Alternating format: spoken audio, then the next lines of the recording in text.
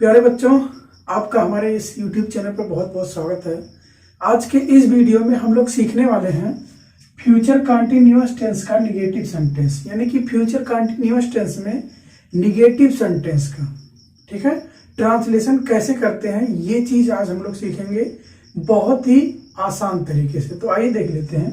देखिए, future continuous tense का जो हिंदी होता है वो होता है अपूर्ण भविष्य काल, यानी कि जो कार्य रहेगा वो जारी रहेगा लेकिन भविष्य काल में, ठीक है। जैसे कहा जाएगा कि वह कल दिल्ली जा रहा होगा, ठीक है, जारी रहेगा, पूरा नहीं रहेगा, रहेगा भविष्य काल में। देखिए, कोई भी टेंस हम लोग पढ़ते हैं तो सबसे पहला काम क्या होता है हमारा, उसकी पहचान जानना, ठीक। अब आइए देख लेते हैं पहचान। इसका जो पहचान होता है, हिंदी वाक्य के अंत में रहा होगा, रही होगी, रहे होंगे, ये सब आते हैं, ठीक है, आज सब आते हैं। अब पहचान के बाद जो हमारा अगला काम होगा वो होता है नियम जानना। इसमें देखिए जो हमारा नियम है दो है, ठीक है। सबसे पहला नियम क्या होता है, आई और बी के साथ सेल, सहायक क्रिया हम लोग क्या लगाएंगे, सेल का इस्तेमाल करेंगे, नॉट लगाएंगे क्योंकि निगेटिव हम लोग पढ़ रहे हैं, और उसके बाद बी लगाना है, ठीक। ये हो गया हमारा पहला नियम। और जो दूसरा नियम होता है, ये आई और बी को छोड़ करके जितने भी सब्जेक्ट बचेंगे, जो भी सब्जेक्ट बचेंगे उनके साथ हम लोग क्या लगाएंगे, बिल लगाएंगे, और इसमें भी नॉट लगाएंगे और बी लगाएंगे, ठीक है, क्योंकि निगेटिव पढ़ रहे हैं। और मेन वर्ब का फर्स्ट फॉर्म प्लस आईएनजी सबके साथ लगाना है। कोई भी सब्जेक्ट हो, चाहे बिल हो या सेल हो, चाहे क्रिया कोई भी हो, चाहे कोई भी सब्जेक्ट हो, सबके साथ हम लोग क्या करेंगे, मेन वर्ब के फर्स्ट फॉर्म में आईएनजी लगाएंगे, ठीक है। ये हो गया हमारा नियम। अब आइए इसका फार्मूला बना लेते हैं, ठीक है।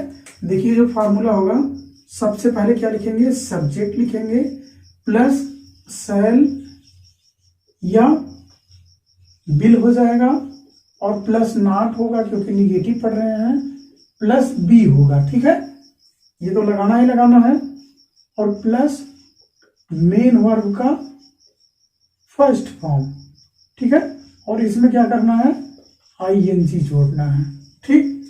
प्लस क्या हो जाएगा, ऑब्जेक्ट। ये हो गया हमारा फॉर्मूला, ठीक है।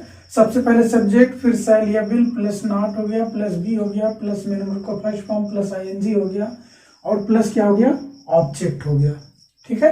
अब आइए इसी फार्मूले के अनुसार सेंटेंस को बना लेते हैं, ठीक है, ताकि और आसान हो जाए। जैसे कहा गया कि राहुल कल मैदान में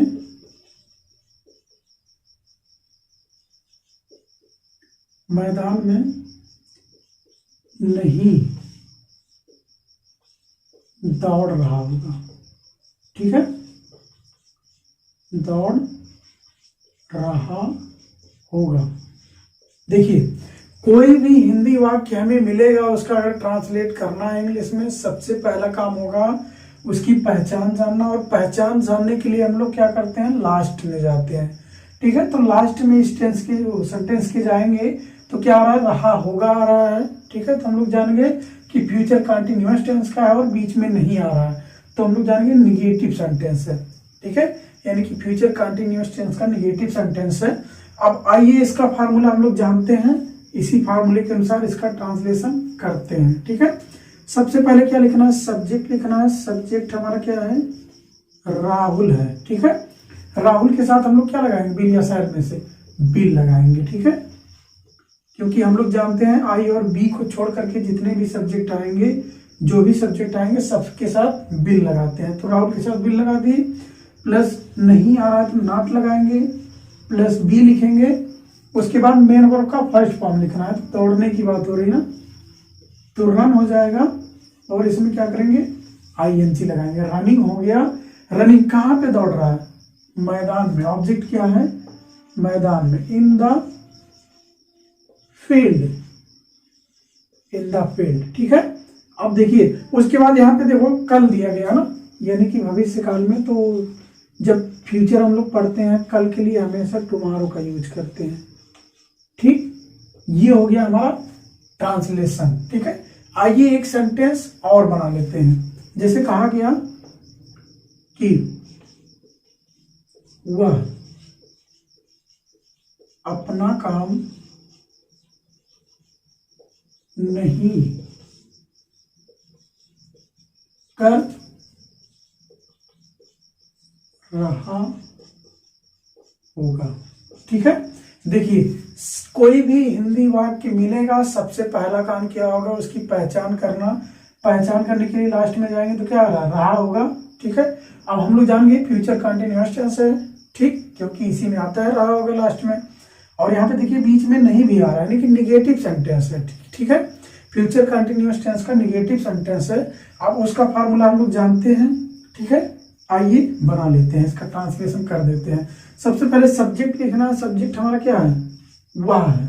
ठीक है, अब हम लोग जानते हैं कि आई और बी को छोड़ करके, ठीक है, ही हो चाहे जो भी सब्जेक्ट हो, सबके साथ हम लोग क्या लगाएंगे, बिल लगाते हैं। तो ही के साथ बिल लगा देते हैं। ठीक है, क्योंकि फार्मूले में सैलिया बिल लगाना, उसके बाद नॉट लगाना है, नॉट लिख दिए, और उसके बाद क्या लगाना है, बी लगाना है। ठीक है, उसके बाद मेन वर्ब का फर्स्ट फॉर्म लिखना है। तो यहाँ पे देखिए काम करने की बात हो रही ना, डू में आईएनजी लगा देंगे। ठीक है, और उसके बाद ऑब्जेक्ट लिखेंगे। तो क्या, अपना काम, यानी कि ही के साथ अपने के लिए क्या लगाते हैं, हीच, वर्क। ठीक है, ये हो गया हमारा ट्रांसलेशन, बहुत ही आसान है। ठीक है, अगर आप लोग थोड़ा सा भी ध्यान देंगे तो पूरा का पूरा समझ में आ जाएगा। ठीक, अगर आप लोगों को मेरा ये वीडियो पसंद आया हो तो प्लीज़ अपने मित्रों के साथ शेयर जरूर करना, और वीडियो देखने के लिए बहुत बहुत धन्यवाद।